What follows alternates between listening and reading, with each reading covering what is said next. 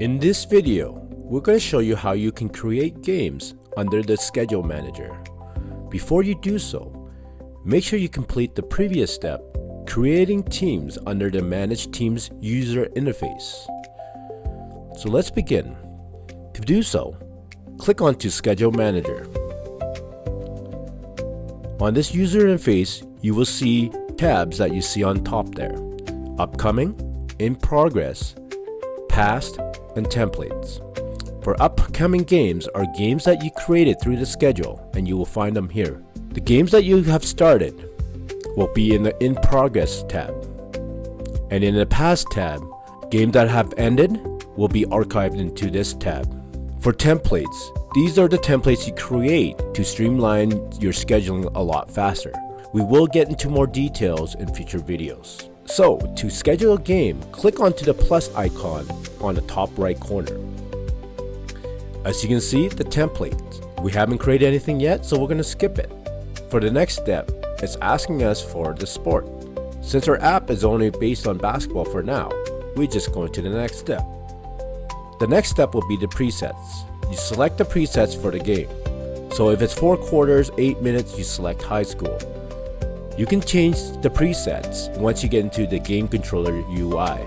So right now, let's select the FIBA 4 times 10 minutes, with the game clock being 10 minutes, with the shot clock being 24 seconds, and 14 seconds for the reset. 5 timeouts, and you are allowed 5 team fouls per quarter.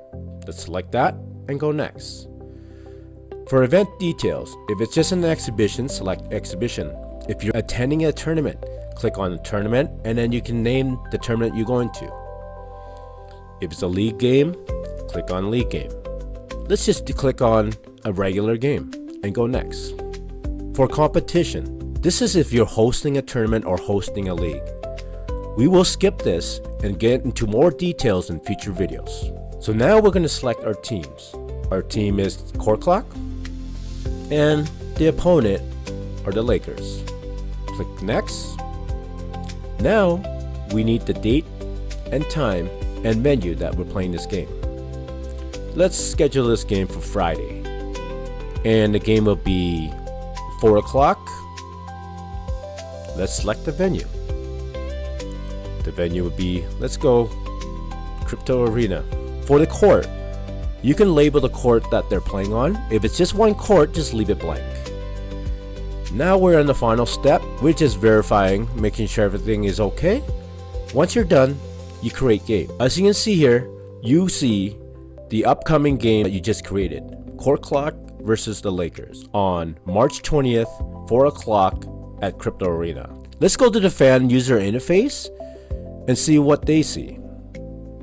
You click on fans. As you can see, the fans will see the scheduled game, and they will get notified when the game is starting. This is great for parents or fans that want to follow a team. You can follow the live stats or also get the live stream link just by clicking onto it. You can see the stats can be here, clicking on the tab here, and then the live stream link if you have any, going to YouTube or to any other live stream sites.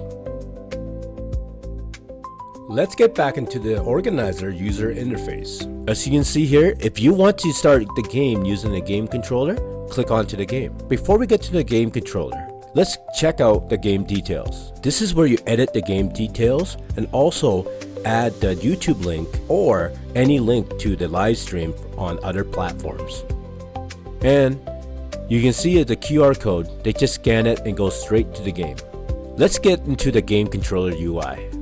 Click onto it, and there it is. Now let's check what it looks like on the Apple TV. And there it is, CourtClok versus the Lakers.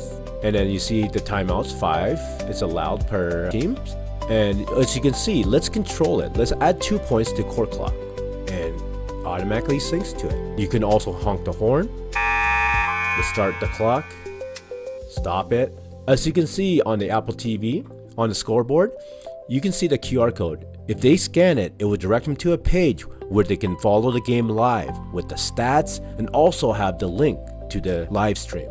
We'll get more into details on this in future videos. And that's basically it for the scheduling game, the basics of it.